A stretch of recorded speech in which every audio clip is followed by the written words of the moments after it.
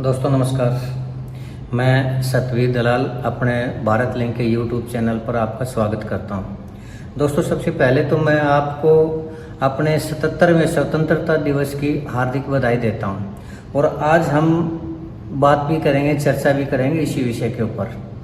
दोस्तों जब से देश आज़ाद हुआ है तब से लेकर आज तक 15 अगस्त के दिन लाल किले के ऊपर हम प्रधानमंत्री जी हैं जो ध्वजारोहण करते हैं और ये परंपरा शुरू से ही चली आ रही है। तो आज भी जो ध्वजारोहण था वो हमारे वर्तमान प्रधानमंत्री श्री नरेंद्र मोदी जी ने किया। तो आज हम उनके भाषण के बारे में थोड़ा सा वो करेंगे कि उन्होंने क्या कहा, कैसे कहा। वैसे तो दोस्तों ये परंपरा होती है कि प्रधानमंत्री अपने पिछले कार्यों का लेखा जोखा रखता है, देश के सामने उनकी व्याख्या करता है, अपनी उपलब्धियां गिनाता है और आने वाले टाइम में वो क्या करना चाह रहे हैं उनकी प्लानिंग देश के सामने बताता है, जो कि एक अच्छी बात है। और आज भी प्रधानमंत्री जी ने अपने पिछले कामों के बारे में बताया, अपनी उपलब्धियों के बारे में बताया और आने वाले टाइम में वो क्या करना चाह रहे हैं, कैसे करना चाह रहे हैं, उनके बारे में भी उन्होंने थोड़ा अपनी रिपोर्ट दी। तो इसमें दोस्तों कुछ बातें हैं जो मैं समझता हूँ कि इम्पोर्टेंट है और इनके ऊपर चर्चा करनी चाहिए। तो सबसे इम्पोर्टेंट और जो पहले उन्होंने कहा दोस्तों वो ये था कि उन्होंने कहा कि मैं अगली बार भी देश के प्रधानमंत्री के रूप में इसी लाल किले की दीवार से ध्वजारोहण करूँगा। तो इसके ऊपर दोस्तों मैं काफ़ी वीडियो देख रहा था, कुछ हमारे जो कट्टर देशभक्त हैं उनकी वीडियो भी देख रहा था, जैसे अपने ये पुण्य प्रसून वाजपेयी जी हैं, अभिसार शर्मा है, रवीश कुमार हैं, या फिर और इस तरह के जितने भी ये हमारे पक्के देशभक्त हैं जो देश के बारे में हमेशा अच्छा सोचते रहते हैं। तो उनकी वीडियो देख रहा था। तो इसी विषय पर लगभग हर एक ने ये कहा है कि मोदी जी अगली बार नहीं आएंगे और मोदी जी डरे हुए हैं और इसलिए उन्होंने पहले वो देशवासियों कहा करते, मेरे भाइयों बहनों कहा करते, आज उन्होंने मेरे परिवार वालों का। तो दोस्तों इसके ऊपर मैं थोड़ा सा अपने विचार रखना चाहूँगा। सबसे पहली बात तो ये है कि मुझे लग रहा है कि ये जो लोग हैं ये एक एजेंडे के तहत चल रहे हैं और इनका एक ही मकसद है कि किसी भी तरीके से मोदी जी प्रधानमंत्री ना रहें और अगली बार कांग्रेस की सरकार आ जाए। तो इसके ऊपर दोस्तों मैं अपने विचार रखना चाहूँगा। क्योंकि मैं भी लगभग 20 साल से पत्रकारिता के क्षेत्र में हूँ, तो थोड़ा बहुत मेरा भी आइडिया होता है, तो मैं भी सर्वेक्षण वगैरह करता रहता हूँ। तो मेरे विचार से अगली बार भी नरेंद्र मोदी जी ही प्रधानमंत्री के पद पर शपथ भी लेंगे और अगले 15 अगस्त पर वो ध्वजारोहण भी करेंगे। अगर बात 2024 के सीटों की करें तो मेरे हिसाब से दोस्तों 5-10 सीटें ही ऊपर नीचे रहेंगी, नहीं तो जो आज हालत है, आज इसकी जितनी सीटें हैं लगभग उतनी ही सीटें रहने वाली हैं। अगर हम ये कहें कि कई राज्यों में बीजेपी की सरकार हार गई है तो दोस्तों वो राज्य में आ रही है और ये जो चुनाव हैं ये देश के हैं, ये राष्ट्र के हैं। ये चुनाव अलग हैं और राज्य के चुनाव, विधानसभा के चुनाव अलग होते हैं और लोगों की सोच भी अलग होती है। अगर हम इसका उदाहरण हरियाणा से लें तो दोस्तों मेरे विचार से तो इस आने वाले लोकसभा चुनाव में हरियाणा में 10 सीट हैं, 10 में से कम 8 सीटें तो बीजेपी को जाएंगी। लेकिन अगर विधानसभा की बात करें तो विधानसभा में आज जो हालत दिखाई दे रही है उसमें मोदी सरकार या बीजेपी सरकार नहीं आ रही है। तो मेरा कहने का तात्पर्य ये है कि लोकसभा में लोगों का जो मूड है, देश के लोगों का लोकसभा चुनाव में अलग होता है और विधानसभा चुनाव में अलग होता है। इसलिए मुझे ऐसा कुछ भी नहीं लग रहा है कि अगली बार बीजेपी की सरकार नहीं आएगी, मोदी सरकार नहीं आएगी और मोदी जी प्रधानमंत्री नहीं बनेंगे, ऐसा कुछ भी नहीं है। तो अच्छा, दूसरी बात फिर अपने भाषण में, अपने संबोधन में मोदी जी ने 3 चीज़ें प्रमुखता से उठाई हैं जो दोस्तों मेरी समझ में नहीं आई। वो तीनों ही चीज़ें मोदी जी ने ये कहा है कि हम 3 चीज़ों से लड़ रहे हैं। सबसे पहला है भ्रष्टाचार। तो उन्होंने कहा कि भ्रष्टाचार हमारे देश की जड़ों को खोखला कर रहा है और हम उससे लड़ने का प्रयत्न कर रहे हैं। तो दोस्तों अगर भ्रष्टाचार के ऊपर इतना ही मोदी जी लड़ रहे हैं तो उनको प्रधानमंत्री के रूप में 10 साल हो चुके हैं और 10 साल में दोस्तों भ्रष्टाचार के इतने मामले आए हैं कि उनकी संख्या काफ़ी है। अब लोग बैंकों का पैसा लेके भाग गए हैं, तो मोदी जी कह रहे हैं कि हमने उनकी प्रॉपर्टी है जितना पैसा लेके भागे थे हमने वो कवर कर लिए हैं। तो इसमें थोड़ा संशय है दोस्तों। क्यों? क्योंकि आंकड़ों की हेराफेरी में या आंकड़ों के प्रदर्शन में मेरे हिसाब से मोदी जी हैं वो ग्रैंड मास्टर हैं, और कुछ को बना के ना आंकड़ों को हेर फेर करके जनता के सामने रख देते हैं और लोग उसको विश्वास कर भी लेते हैं। लेकिन चलिए इस चीज़ को अगर हम जाने भी दें कि उन्होंने जो कर लिया है, प्रॉपर्टी जब्त कर ली है, उन लोगों के पैसे वसूल कर लिए हैं, तो ये अच्छी बात है। लेकिन अभी मैं पिछले दिनों की बात करना चाहूँगा दोस्तों। हमारे देश की एक संस्था है CAG, controller and auditor general of India. ये एक स्वायत्त संस्था है, राजनीति के उसमें दबाव में नहीं है ये। तो इसने अपनी एक रखी है रिपोर्ट संसद में, और उसमें उसने स्पष्ट आरोप लगाया है कि मोदी के राज में जो जन आरोग्य योजना है उसमें घोटाला हुआ है, और बहुत बड़े पैमाने पर घोटाला हुआ है। अब चूंकि मोदी गोदी मीडिया है, उसने इस चीज़ को ज़्यादा उठाया नहीं, तो इसलिए लोगों को इसके बारे में पता भी नहीं है ज़्यादा। और इसके अलावा दोस्तों एक ग्रामीण विकास मंत्रालय की योजना है। इस योजना के तहत वृद्धावस्था पेंशन वगैरह इस तरह के ग्रामीण विकास के जो कार्य थे वो किए जाया करते, लेकिन उसमें एक घोटाला ये है कि वो पैसे विज्ञापनों में खर्च कर दिए गए हैं। और ये कैग की रिपोर्ट है, संसद भवन के पटल पर रखी हुई रिपोर्ट है, इसको कोई भी देख सकता है। तो ये तो दो छोटे छोटे घोटाले हैं। इसके अलावा और भी ऐसे घोटाले हैं जिनकी लिस्ट है, जिनकी फाइल है, वो मंत्रालयों में पड़ी हुई है और उनको दबा दिया गया है। और अगर हम इससे अलावा और भी बात करें तो हमारे जो पैसे लेके इस देश से गए थे, नीरव मोदी जी हैं, नीरव मोदी है, ललित मोदी है, और वो किंगफिशर वाले हैं। तो इसमें सुषमा स्वराज जी की जो लड़की है बांसुरी स्वराज, वो ललित मोदी के लिए काम किया करती, और वसुंधरा राजे की और ललित मोदी की भी निकटता जग जाहिर थी। तो अगर भ्रष्टाचार का इतना ही वो था तो मोदी सरकार ने क्यों नहीं इनके ऊपर कार्रवाई की?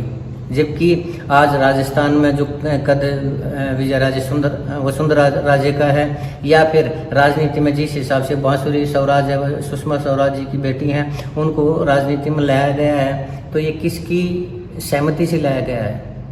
क्या ये मोदी जी की सहमति के बगैर संभव है? तो फिर किस आधार पर मोदी जी ये कह रहे हैं कि मैं भ्रष्टाचार से लड़ रहा हूँ? अगर भ्रष्टाचार से वो लड़ रहे हैं तो इन बातों का जवाब कौन देगा? कैग की जो रिपोर्ट है घोटाले की, उनका जवाब कौन देगा? और उनके लिए मोदी जी ने क्या किया है? क्या उन्होंने ये बताने का उनका फर्ज नहीं है क्या?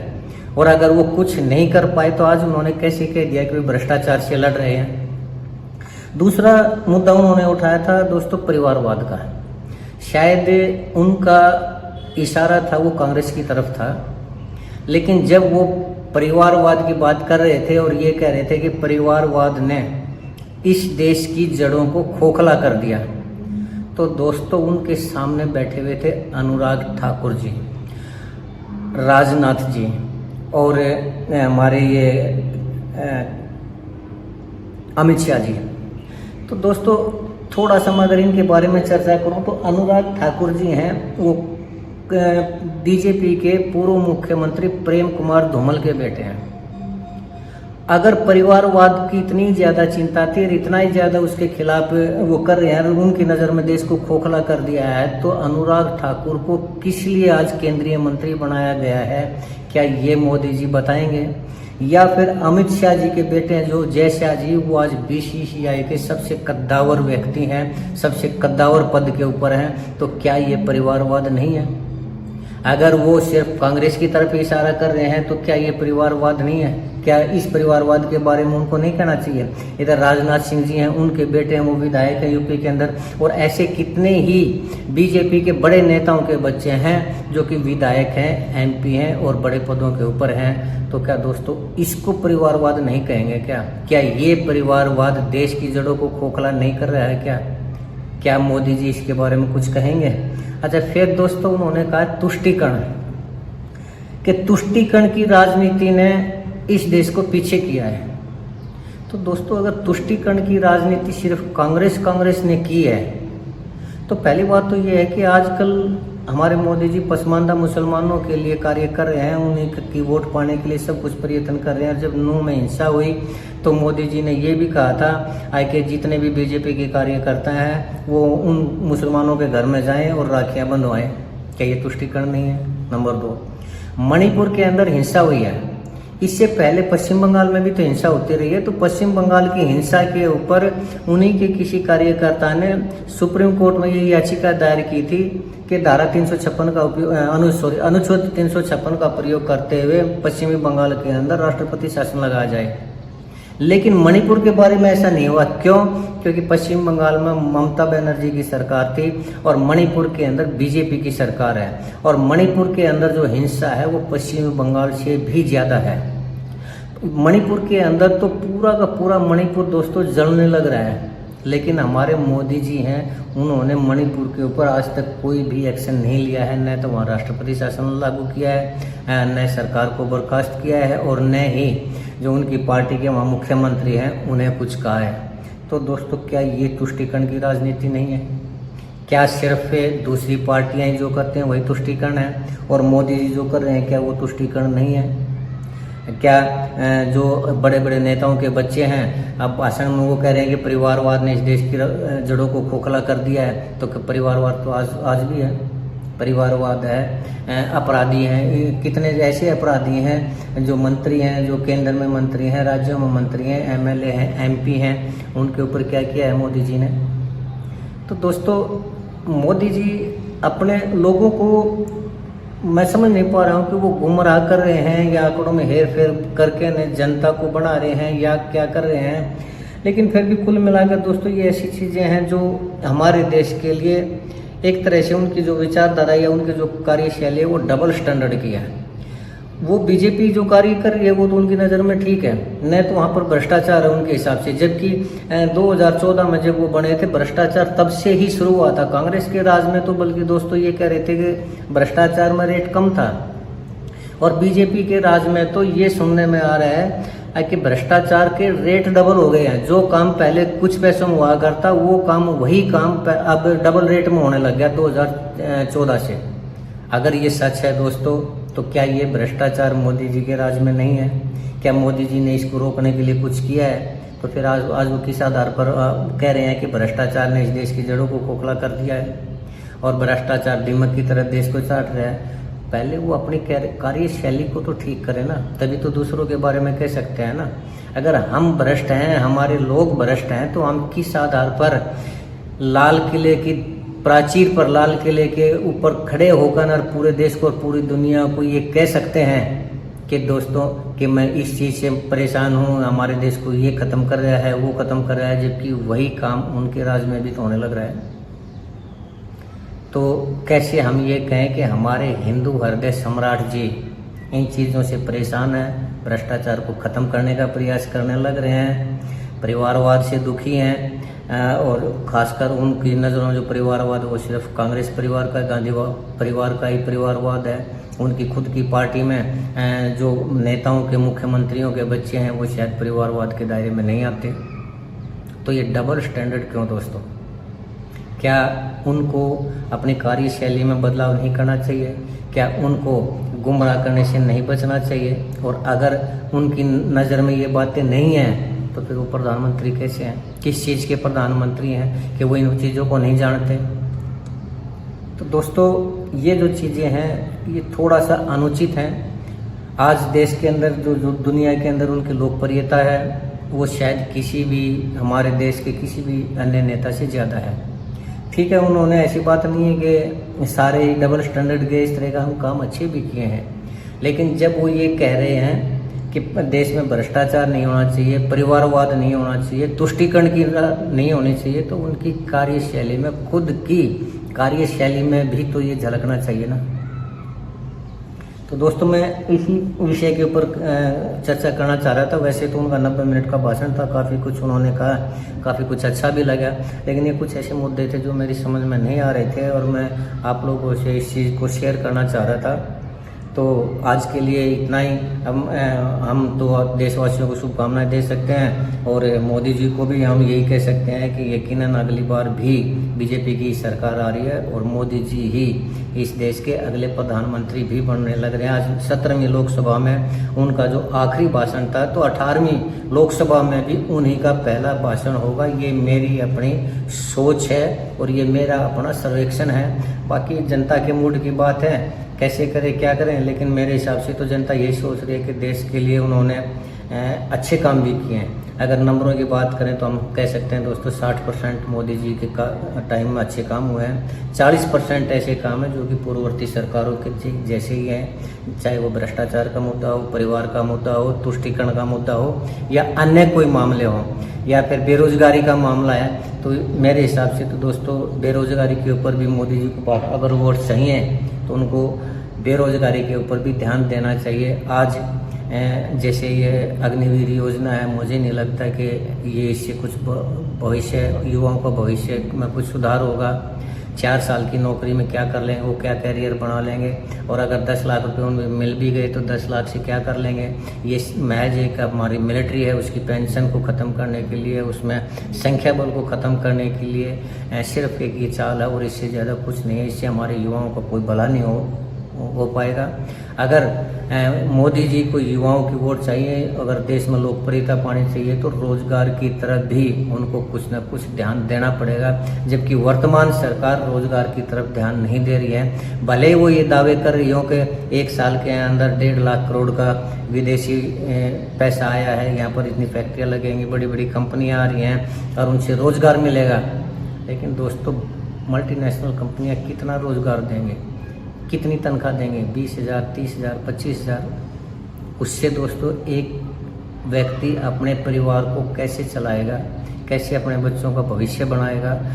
तो इस विषय पर भी मोदी जी को सोचना चाहिए और जो ये नौकरी, सरकारी नौकरियां ख़त्म की जा रही है, उनके ऊपर भी ध्यान देके दोबारा से सरकारी नौकरियां देनी चाहिए, ताकि देश के अंदर जो लोगों की क्रय शक्ति है वो क्रय शक्ति बढ़े और लोगों में थोड़ी समृद्धि आए और देश की जो हमारी जीडीपी है वो भी कुछ ग्रोथ करे। आज कह रहे हैं कि आज हम 4थे नंबर पर आ गए हैं, 3रे नंबर पर आ चुके हैं, जबकि ऐसा नहीं है। पहले जहाँ देश था, जहाँ हमारी जीडीपी थी, जिस नंबर पर थी, आज भी उसी नंबर के ऊपर है। कोई उसमें किसी तरह का सुधार नहीं हुआ है। ये सिर्फ आंकड़ों की बाजीगरी है और इसके ज़्यादा कुछ भी नहीं है। तो मुझे उम्मीद है कि मोदी जी इन चीज़ों के ऊपर विचार करेंगे और देश की जनता से भी ये उम्मीद है कि वो भी अगली बार वोट देंगे तो सोच समझ के ही देंगे, और चाहे वो किसी भी पार्टी को दें, लेकिन ऐसी पार्टी को वोट दें कि जो हमारे बच्चों को रोजगार दे सके, भले ही वो कांग्रेस हो, बीजेपी हो या कोई और पार्टी हो। तो दोस्तों आज के लिए इतना ही। आपने मेरा वीडियो देखा, अगर आपको पसंद आया तो मैं आपसे गुजारिश करूंगा कि मेरे इस चैनल को लाइक करें, शेयर करें और सब्सक्राइब ज़रूर करें दोस्तों। क्योंकि जितने ज़्यादा आप लोग इसको सब्सक्राइब करेंगे उतना ही ज़्यादा लोगों तक मैं अपने विचारों को, अपनी विवेचना को भेज पाऊँगा। तो आज के लिए दोस्तों इतना ही। नमस्कार।